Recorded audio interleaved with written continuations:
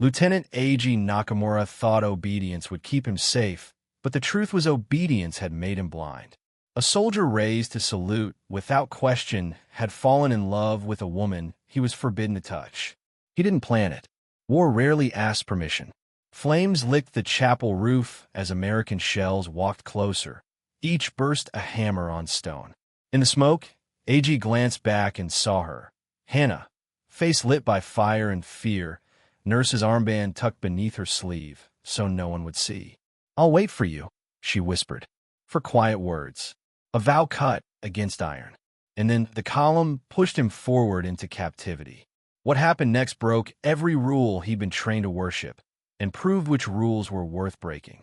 They would not die that night, but something would. The version of themselves that believed duty and love could live side by side, just burned to ash. He used to think uniforms turned people into one thing only. Medal on collar, sword on hip. Simple. You march. You fight. You don't look back. Then Hannah stitched up his forearm after a training accident. A mistake with a bayonet drill and a slick of sweat, and the world refused to stay simple. She threaded the needle with steady hands and unsteady eyes. "Breathe," she said, voice low so the ward sister wouldn't hear softness in it. He breathed. He felt a shock he couldn't name. Not the pain. Something worse. Or better. "Don't stare," she warned, though she was the one staring. A tiny smile quickly packed away. The hospital smelled of iodine and damp canvas. From the corridor, boots rose and fell in strict rhythm. The Kempitai, military police, had a way of making walls obey.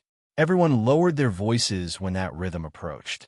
A.G. had learned to time his heartbeats to it. Hannah learned to hide her thoughts inside ordinary sentences. The first time she slipped him a folded paper, it looked like a supply chit. On the back, in neat characters, "I hope your arm heals clean." Nothing treasonous. Nothing that could hang either of them. And yet his hands shook. They were not teenagers. They were not careless. He was an officer with a file full of inspections and commendations, the kind families cut from newspapers and frame. She was a nurse trusted to hold lives steady between breath and blood loss. And still, they built a secret out of tiny risks. A longer bandage roll than necessary, to give them an extra 30 seconds of silence. A routine check that wasn't routine, just to stand behind a curtain and listen to rain on canvas together. Night air tasted like river mud and coal. She told him her brother loved the sound of trains and had gone missing near the front. He told her he had no brothers, that he sometimes felt like the only thing in his family that could break. "It is not permitted to break," she said. "It's also not permitted to feel," he answered. "And yet," she said, looking at the place where his sleeve met his skin, as if a person's soul could be found in that seam. Rules were not suggestions in their world. The emperor's portrait stared down from schoolrooms and barracks. Surrender was not discussed. Affection was not a public word. Officers were warned, quietly, that nurses were for the work, not for hearts. Nurses were warned, less quietly, that officers were, by definition, unsafe. The reason had nothing to do with violence. It was reputation. Gossip could ruin families the way shrapnel ruins bodies. And the Kempitai did not need laws to enforce silence. Fear worked faster. So the lovers invented a system that could survive inspection. The same corridor at the same hour after evening rounds. 2 minutes. No touching. Eyes only. If a stretch of hallway could be a sanctuary, this one was. Light bulbs hummed. A map on the wall bled red arrows. They stood 2 steps apart, breathing like they were sharing a secret lung. "Tell me one true thing," he'd say. "I dream of learning music after the war," she'd answer. "I want to watch people dance," he'd confess. "I want to see a baby smile without flinching at the sound," she'd say, and they would both pretend futures were not crimes. Sometimes they cheated their own rules. An extra minute. A word that sounded too much like a promise. The sound of marching boots would break their hearts. He'd look away first. He was supposed to be stronger. He almost never was. The day the front tilted and started to slide, the hospital felt it first. Orders came in fragments. Stretchers arrived without names. A truck reversed into the courtyard and dumped crates of bandages like sacks of grain. Hannah cut cloth until her fingers blistered. She mouthed numbers as she worked. 12, 23, 37. The ward sister told her to slow down so she wouldn't ruin the stock. Hannah didn't slow down. Outside, thunder without rain. Inside, a lullaby of pain. AG's unit was called to seal a road where the enemy had punched through. Routine, the captain said. Nothing about the crack in his voice sounded routine. AG buckled his belt and said nothing to Hannah because saying anything would make it real, and reality was the one thing he could not control. She found him anyway, as if fear had drawn a map. The corridor smelled like boiled rice and oil. "Tell me one true thing," she whispered, breaking their rule about time and place. "I am afraid I will not see you again," he said. He had never admitted fear before. "Tell me one true thing," he asked. "I will wait," she said. Not poetry, not a guarantees. Just a sentence, small and reckless as a lit match. The Kempitai officer named Ishikawa stepped out of a doorway like a shadow, learning to walk. AG felt his spine rearrange into obedience. "Nurse," Ishikawa said, eyes moving like razor wire. "Lieutenant." Polite greetings. Polite suspicion. Ishikawa's mouth curled. Not a smile exactly. "This corridor is busy tonight. Many injuries." "Yes, sir," Hannah said. She did not tremble. She pushed a cart past Ishikawa, the metal wheels squealing like a tiny animal. AG saluted. Ishikawa held the salute too long, like he wanted to see which of them would break first. Then came the sound of a truck horn, long and angry, and the officer drifted away, hunting other prey. Minutes later, AG's unit marched out. The city swallowed them. The hospital windows glowed like eyes that couldn't blink. Hannah went back to cutting bandages and did not cry, because tears leave tracks and tracks are evidence.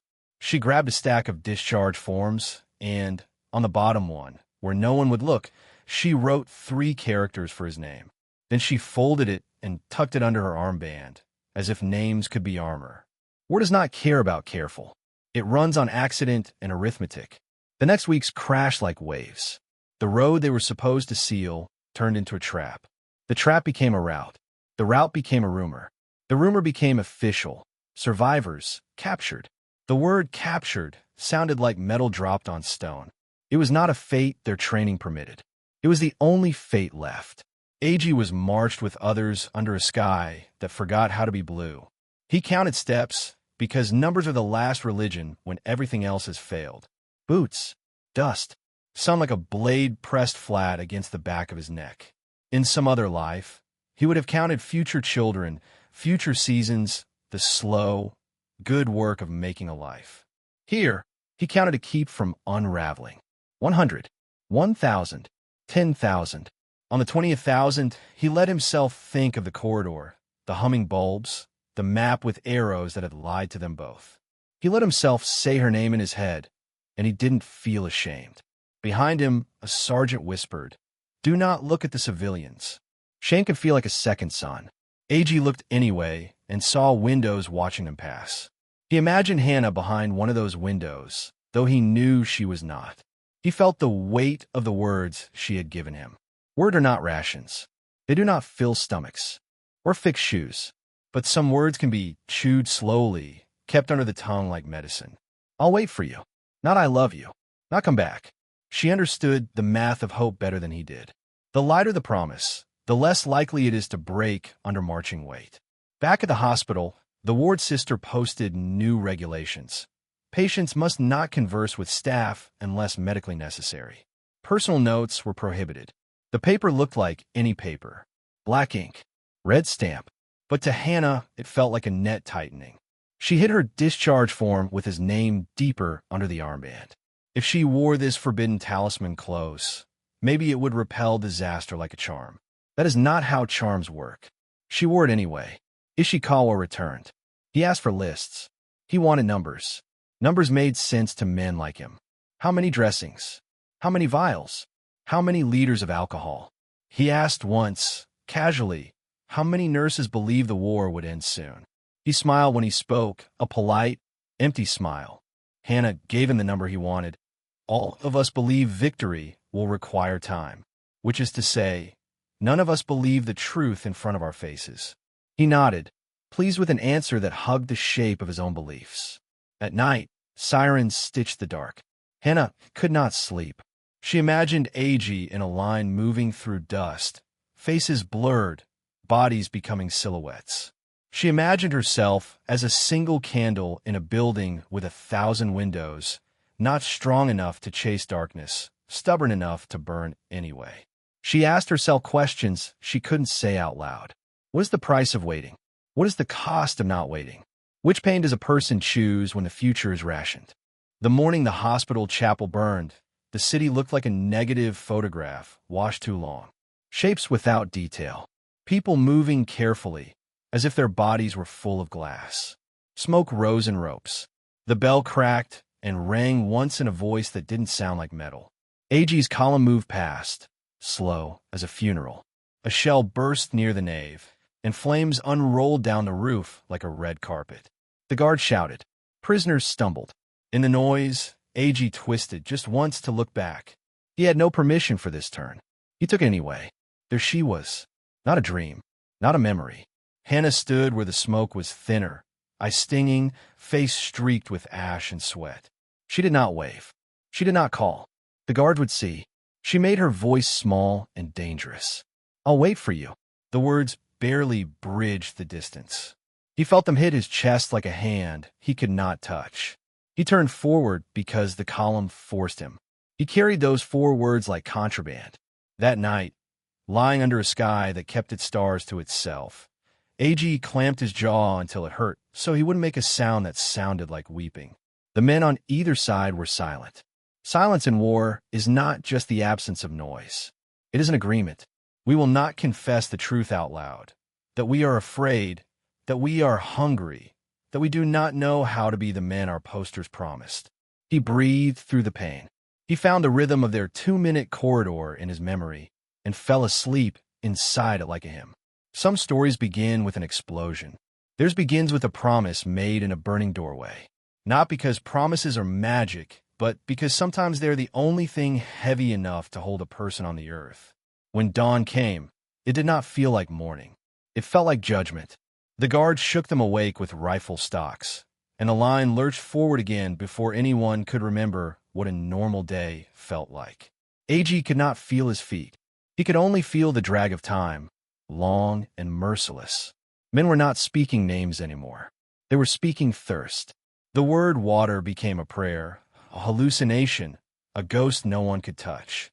That was the beginning of the erasure, the moment when a soldier stops being a soldier and becomes inventory. In training, they had called it honor. In captivity, it turned into arithmetic. One less body means one less ration. One silent man means fewer problems. And a captured officer meant complication, not asset, burden. The march cut through fields scarred by artillery. Trees leaned at angles that looked wrong, as if even nature had flinched. They passed wells that glistened like salvation, but the guards made them walk. The sound of men swallowing dry air became louder than boots. One collapsed on the roadside and did not rise. No one broke formation to help him, not out of cruelty, but out of dread. To turn back was to be noticed. To be noticed was to be punished. In war, compassion is sometimes camouflage for despair. AG tried not to think of Hannah, because when he did his chest clenched with the shock of her still being alive, which meant he might die first. He replayed her whisper in his head, not like romance, but like instructions. Survive first. Question later. By the 3rd day, the men stopped counting time in hours. They counted distance by bodies. 1 body between this rice paddy and that fence line. 2 bodies between this ditch and the next cluster of trees. They had become their own mile markers. Names were too painful. Numbers, strangely, hurt less. When a prisoner asked for water, a guard answered by slamming a rifle, but into his ribs. The cry that followed barely sounded human.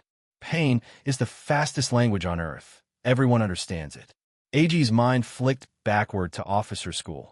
The speeches about dignity and defeat that were never meant to be used.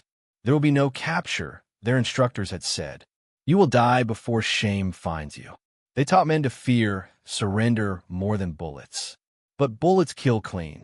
Shame lives. On the fourth day, they passed through a village. Women watched from behind door frames. One old man set a wooden bucket near the road and walked away before the guards could strike him. A single prisoner broke rank and lurched toward it. The guard lifted his rifle. The prisoner lifted the bucket. The crack of the gunshot made the bucket dance, then spill. Water soaked into dirt that drank faster than any mouth could.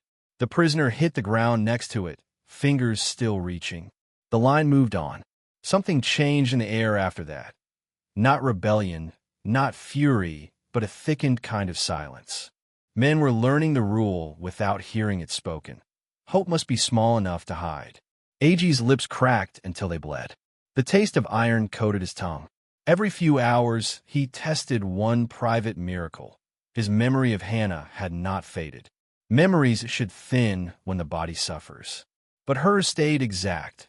Voice timbre, eyelash shadow, the slight tilt of her chin when she was afraid of appearing afraid. Maybe this is what love looks like when stripped of softness.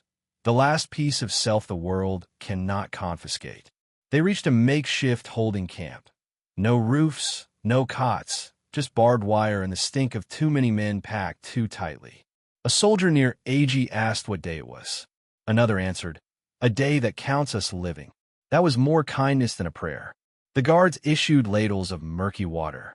It carried the taste of rust, rope, and something like dirt softened by old blood. Still, it was water, and water was permission to continue existing. Agee drank until his throat stopped burning. A corporal near him vomited it back up and fainted. Heat rose off bodies like steam, even in shade. Days blurred. Rumor had a faster pulse than food. Some said repatriation was coming. Some said they would be executed. Some said the war was turning. No one knew which rumor was mercy and which was poison. Agee did not lend belief to any of them. He had exactly one truth he trusted. Someone knows I am alive enough to wait for. At night, the camp became a choir of coughing, groaning, praying, and the soft rustle of men trying not to cry. The first time he heard someone whisper a name, a wife back home, spoken like a bruise, he felt his own heart pitch forward as if trying to escape. During roll call, he was no longer Lieutenant Nakamura. He was number 52. The guard's voice had no malice in it. Malice implies emotion. This tone was simply procedural, the sound of a system removing identity like bark from a tree. 52. A tag, a tally mark, a placeholder. A man who once signed battlefield reports now raised his hand to confirm his number. And yet something inside him refused to bow the final inch. If I'm still capable of remembering her name, he thought, I am not erased. On the seventh night, a monsoon storm crashed through the sky like broken glass. Rain poured so hard it hurt. The prisoners lifted their faces into it, mouths open like stunned animals. Some laughed, half delirious. Some sobbed. The guards paced, nervous. Water makes rifles slick, nerves thinner. Agee stood motionless, letting the rain soak him until uniform and skin felt the same temperature. Water slid down his face like absolution. He looked upward, and for one ruthless moment, he believed she might be looking at the same rain somewhere far away. The universe is sometimes cruel enough to allow that kind of beauty. But storms pass. So did relief. Hunger returned like death. The camp shrank around them, even though the fences hadn't moved. In captivity, the world becomes very small, the size of a canteen lid, a shadow of shade, a single moment when memory drags you back to the last time you felt human. Every night, Agee asked himself the same question. Is she safe? Every morning, another question replaced it. Will I last long enough to find out? The questions were not weakness. They were scaffolding. Thought could be rations when food fails. One dawn, a new group of captives arrived. Gaunt, staggering, eyes sunken. To Cole. One of them collapsed next to Agee and whispered, Nurse and nurse in the city, asking names, asking for an officer. Nakamura. Then his voice fell apart in a rattle of breath. Hannah was still searching. She had not let go. The world snapped into color for half a second. Not hope. Hope is loud. This was something quieter and more lethal. Proof. Someone in the world was still saying his name like it mattered. But proof is dangerous in the dark, because once a man remembers he has something to live for, the fear of losing it doubles. AG lay awake until morning, repeating her promise silently, as if reciting could tether him to the version of himself that still belonged to someone. I'll wait for you. Not a prophecy, a dare. And now the dare had shifted. Can he reach the far side of this hell before time runs through his hands? Because whispers can outlive bullets, but not forever. Hannah learned the news the way truth always travels in wartime. Quietly, from the edges first, like smoke slipping under a locked door. A wounded messenger brought in from the outskirts mentioned captured officers in passing. Another soldier muttered that the Americans were marching survivors inland. None of the reports used names. Wars rarely spare time for names. But Hannah carried a private hunger sharper than hunger for food, confirmation. She could not ask out loud, not even once. Questions draw attention. Attention draws suspicion. Suspicion draws consequence. In an army where loyalty was currency and women had none to spare, curiosity could be fatal. Yet her eyes started doing what her mouth couldn't, reading every roster twice, memorizing handwriting, watching which papers disappeared from clipboards before nurses were allowed to see them. Fear taught her something her training never did, how to see through silence. She began her own search the only way a powerless person can, by noticing what powerful people overlook. The first time she risked it, she waited until the ward sister stepped out to answer a summons.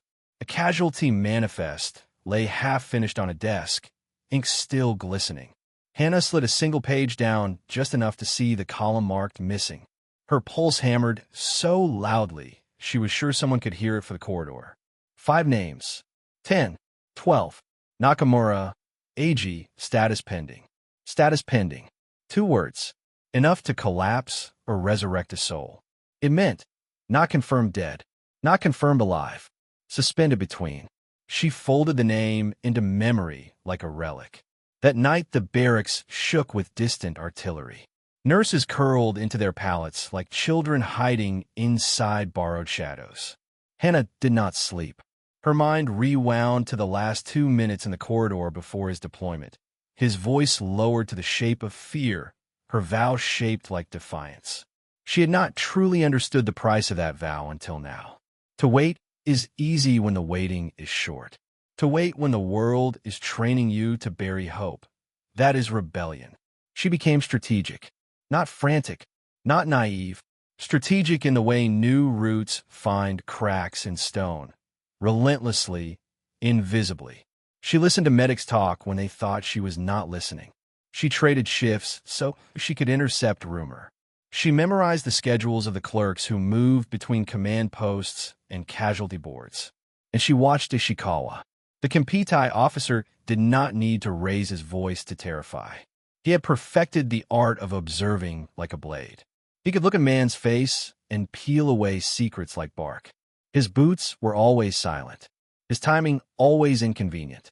Hannah trained herself to bow exactly the right depth, obedient without shrinking, deferential without eagerness. Not invisible. Invisibles draw curiosity. Instead, she became something even safer, unremarkable. Inside that anonymity, she built her rebellion. The hospital population swelled with the wounded fleeing the crumbling line. The air thickened with iodine and dread. Fatigue made hands clumsy. The dead were not shrouded fast enough. The living arrived faster than stretchers could be cleaned. Amid this crush, Hannah slipped one question to a transport medic.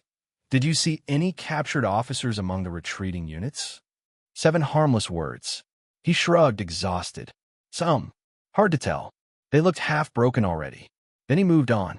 Half-broken, but not finished. It became her hidden ritual. Each night, she asked herself not whether he lived, but what condition his will might be in. Death frightened her less than erasure.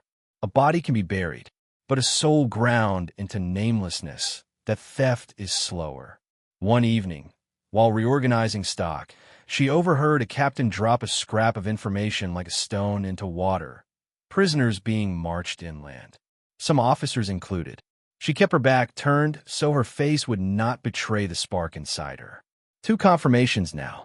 Too faint for proof. Just enough for fuel. But defiance has a half-life. The longer she searched, the more risk thickened around her. The ward's sister warned the staff. Some of you are listening more than working. Remember who owns your loyalty. It wasn't a threat. It was a forecast. Hannah adapted. She buried questions beneath duty. When men cried out from their cots, she quieted them with hands steadier than her heartbeat. When officers barked for reports, she delivered them without tremor. No one would suspect the woman who never stumbled. Yet a cost bloomed quietly. She forgot the sound of her own laughter. War teaches this. First it takes safety, then sleep, then softness. The turning point came on a heavy, humid dawn, when a travel-worn clerk arrived with sealed documents from the inland holding camps.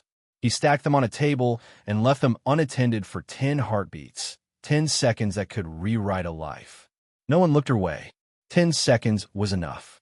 She slid a list half an inch toward her body, just enough to read one column. POW, officer class, survival notation. Her pulse sharpened. 10 names. 15. 21. And then, second page, Nakamura, AG. Next to his name, critical viability uncertain. He was alive and dying. She stepped back before her face could tell the truth. For the first time in weeks, she almost swayed. Alive was hope. Uncertain was terror. Together, they were a countdown. That night, she did something bolder than any risk she'd taken. She prayed. Not the ceremonial prayers recited in childhood, carved from obligation. A human prayer, cracked open by desperation. Let him stay long enough for me to reach him by news, or faith, or miracle. Outside the barracks, a dog barked at nothing. In war, animals sense fear the way people sense weather. Days passed like wire being pulled through her ribs. She timed her breath by stolen glimpses of supply orders, transfer manifests, courier logs. But the more she looked, the more Ishikawa watched. He had begun hovering near the clerical rooms. Too often, too still. Suspicion travels the way vultures circle a battlefield, patiently. A week later, he stopped her in the hall. "Nurse Hannah," he said, voice smooth as lacquer. "You have been diligent." Praise, shaped like a hook. "Thank you, sir," she said, bowing. "Efficiency is a virtue," he replied. "But curiosity," he let the word dangle, heavy. "Curiosity is smoke before fire." Her spine chilled. He didn't accuse her. He didn't need to. He just planted dread, a seed that would root itself. He pivoted and walked away. She breathed again only when he was gone. 2 thoughts warred inside her. Stop now before he sees more. And if I stop, I lose him. Which fear weighs more, punishment for loving, or pain of never knowing? She already knew the answer. If AG was still fighting to stay alive where he was, she would fight from where she was. Even inside an empire built on silence, she would not become silent. Because waiting is not passive. Waiting is a war when the world expects you to surrender. And she was not finished fighting yet. When the war finally broke, it did not end like a door opening. It ended like a ceiling collapsing, suddenly, violently, and with more dust than light. The Emperor's voice, broadcast across a stunned nation, sounded like something carved out of surrender itself. Men stopped moving in the streets and stared at radios as if they were looking into a wound. Japan had lost. Honor had cracked. Everything that was once unthinkable became real in the space of one speech. But peace is never the same thing as relief. No bells rang for men like AG. There were no processions, no embraces. The camps emptied slowly, like lungs exhaling after years underwater. The guard vanished. The fences remained. And then there was the long unlearning, remembering how to move without permission. Repatriation trucks came in waves. Skeletal men packed into rusted vehicles that smelled of fuel and ghosted prayers. Civilians lined the roads not to welcome them, but to stare. Pity tangled with discomfort. The shame of returning alive, something posters once called worse than dying, hung off them heavier than their ragged clothes. AG barely recognized the world he was re-entering. Japan's sky looked the same, but its soul had been gutted. Where once there had been speeches and fanfare, there were questions no one wanted to ask. What did you do to survive? What did you lose to come home alive? The government reclassified former POWs with a sterile phrase: returned personnel. Not heroes, not soldiers, just returned, as if they were lost parcels that had finally found their address. He walked like a man still waiting for a command that no longer existed. Some tried to greet him. Most did not. His reflection in a shop window startled him. Cheekbones like blades, eyes too old for his own face. He touched the glass as though touching a stranger. That's when he understood. The war had not released him. It had simply changed the shape of his cage. Across the city, Hannah heard whispers before she heard certainty. Some of the captured are back. Not all. Too many missing to name. The words thickened the air until breathing required prayer. She did not run to the repatriation points, not at first. When you hold onto a hope this long, you learn not to touch it too fast, or it shatters. Instead, she listened, closely, like someone tracking the faintest heartbeat through rubble. On the fourth dawn after surrender, she rose before full light and walked toward the harbor where survivors were being processed. Nurses had no official permission to be there, but grief rarely waits for permission. She carried no sign with his name. She carried only the memory of his eyes and the weight of a vow. The line of returnees stretched across the pier like a river of bones wrapped in uniforms that no longer fit. Some limped. Some were carried. Some stared into the horizon with the hollow shock of people who had outlived the world they trained to die for. She searched faces one by one. Not him. Not him. Not him. Searching is its own kind of dying, slow, breath by breath. And then a flicker, a posture she recognized before she recognized a man. Shoulders squared from habit, not strength. The way he scanned the crowd without expecting mercy. He was thinner than any memory she had. His collar hung loose like a noose that forgot its purpose. She didn't speak. Not yet. He turned his head slightly. Their eyes collided like a bridge snapping into place. Recognition is not loud. It is tidal. It drags everything with it. His lips parted, but no sound came. He looked away, then back again, as if terrified she was a hallucination built by longing. And then came the part no romance story warns you about. Neither of them moved. Because between recognition and reunion, there is always fear. What if I am remembered differently than I remember myself? She broke first. One step, then two. Her shoes echoed against the pier like a heartbeat learning how to run again. He didn't embrace her. He didn't know if he was allowed to be human yet. Survival teaches a man not to reach for anything he cannot keep.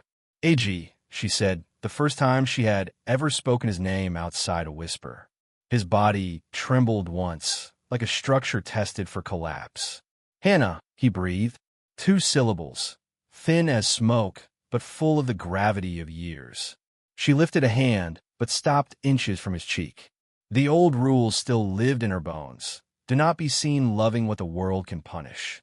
War can end in paperwork, but fear takes longer to demobilize.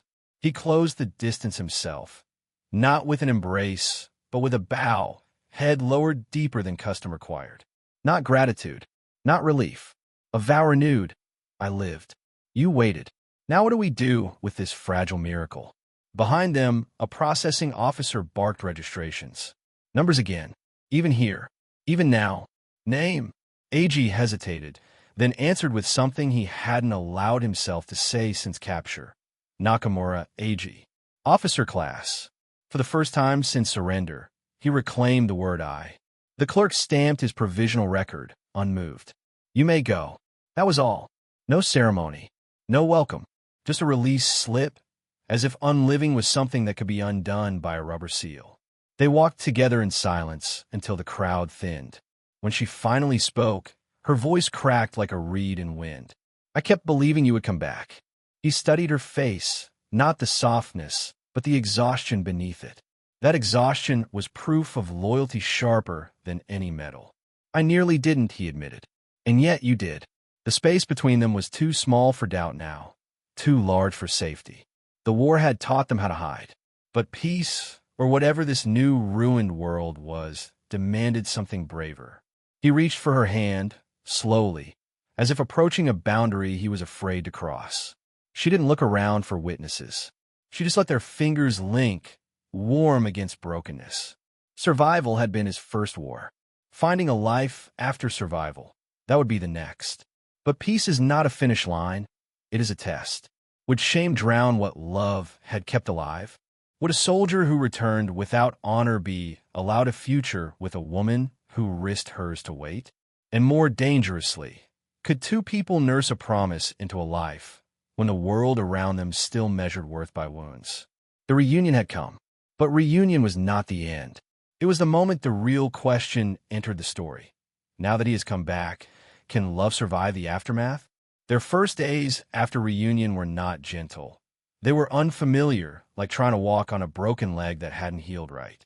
War teaches people how to endure absence, not presence. Silence had been their shield for so long that words felt naked, risky. Some nights he barely slept, startled awake by memories that didn't fade when his eyes opened. Some mornings she woke before dawn, afraid he might vanish back into the fog of rumor if she blinked too long. They did not rush a declaration. There was no hand in marriage moment, no kneeling, no swept-off-her-feet embrace. When a person spends months convincing themselves they may never again touch hope, even tenderness must be relearned slowly. Japan was rebuilding itself out of ruins, and so were they. The world around them still treated repatriated POWs like ghosts walking on borrowed soil. In public, eyes slid past him. In queues and offices, people stepped around him as though shame was contagious. Survivor was not yet a badge of dignity. It was a stain people pretended not to see. Sometimes he wondered if dying on the march would have been simpler than learning how to live as a return man. Hannah understood before he ever said it aloud. She didn't smother him with comfort. She became his quiet witness, the one place where existence felt lawful again. Not cheering, not pity, just presence. When people looked through him, she looked at him. That was how love survives after history. Not by spectacle, but by choosing someone. Repeatedly in a world that forgets them. She walked him back through small acts of humanity. First, sitting beside him, not across. Second, speaking his name in a tone that reminded him he had one. Third, asking questions about the future before he believed he deserved one. He rebuilt slowly, like a man relearning architecture from memory. The first thing he restored was discipline. The second, purpose. The third, courage that did not depend on a uniform. But even in peacetime, risk had not gone extinct. One afternoon, Ishikawa, unchanged, still pristine in posture, approached them in the marketplace. The crowd parted around his uniform the way dry grass bows before a wind that might turn into wildfire. "I see you returned," Ishikawa said to Eiji with a voice that carried no emotion. Some would say fate was generous. It was not fate, Eiji answered steady. It was survival. Ishikawa's eyes slid to Hannah. Not cruel, just measuring. "Many do not wait for the lost," he said. "Most move on." "I did not move on," she replied, tone soft but sharp as silk drawn across steel. The officer tilted his head, just enough to express acknowledgement without praise. "Then you share in his consequence," he said. "Survivors must now prove they have a reason to live." He walked away. No threat, no accusation, just a truth spoken aloud. Living requires justification when a nation is relearning how to breathe.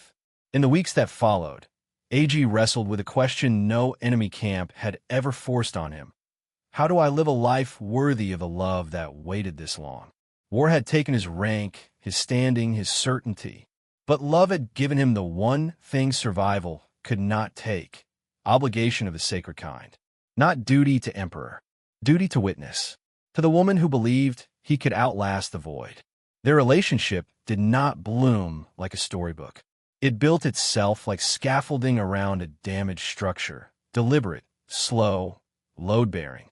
He helped her carry crates of medical supplies at the hospital, even though no officer would once have lifted cargo. She pretended not to see how his hands shook at the smell of disinfectant, how memory had turned antiseptic into a battlefield scent. He taught himself to hold eye contact longer than pain allowed. She taught herself not to flinch when that pain surfaced anyway. They didn't fall back into love. They stayed in it, which is rarer and harder. Weeks turned into months. Winter came.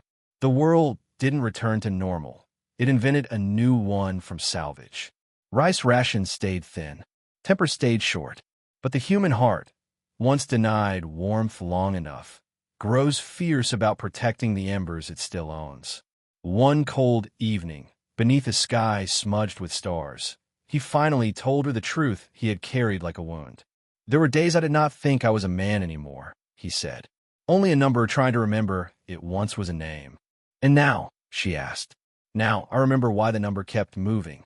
She did not cry. Not because she lacked tears, but because courage sometimes looks like breathing through the ache instead of collapsing beneath it. They married quietly. No procession, no celebration. Just two signatures on a registry that belonged more to the future than the past. No generals attended. No banners hung. But the weight of that ink felt heavier than any metal. Their home was a single-room rental with cracked plaster and a door that stuck in humidity. They did not care. It had a window. It had walls that kept them in and the past out. That was enough. Sometimes, late at night, A.G. would wake from dreams that still smelled of dust and blood. And each time, she would slide her hand to his chest, not to soothe, but to remind him that heartbeat meant victory. When Hannah became pregnant with their first child, fear threatened to rise again. Fear that the world might still tear away what it had once nearly stolen. But he did not run from the fear. Instead, he stood inside it. Fatherhood did not frighten him the way survival once did. Survival had already taught him that love is the opposite of surrender. The war had asked him who he would die for. Life now asked him who he would live for. Years later, long after rubble gave way to paved streets, long after uniforms no longer dictated worth, long after the empire that shaped them vanished into textbooks, people would look at their family and see nothing remarkable. Just a husband, a wife, a lineage untouched by spectacle. They would not see the vow that outlived fire. They would not see the silence that became a lifeline. They would not see two people who chose to stay human when the world rewarded stone. But history's loudest stories are not always the truest. Sometimes the truest ones are whispered in the dark, carried across distance by memory, held alive by one person choosing not to stop waiting. The question is never, did they survive? The question always is, what did survival allow them to become? In the end, they did not win a war. They survived one another's absence long enough to build a future presence. And the simplest miracle remained the most extraordinary. It returned. She was still there. They did not let go. A promise kept. Not by destiny, not by chance, but by two people who refused to surrender the part of themselves that could still feel. Because love is not the absence of war.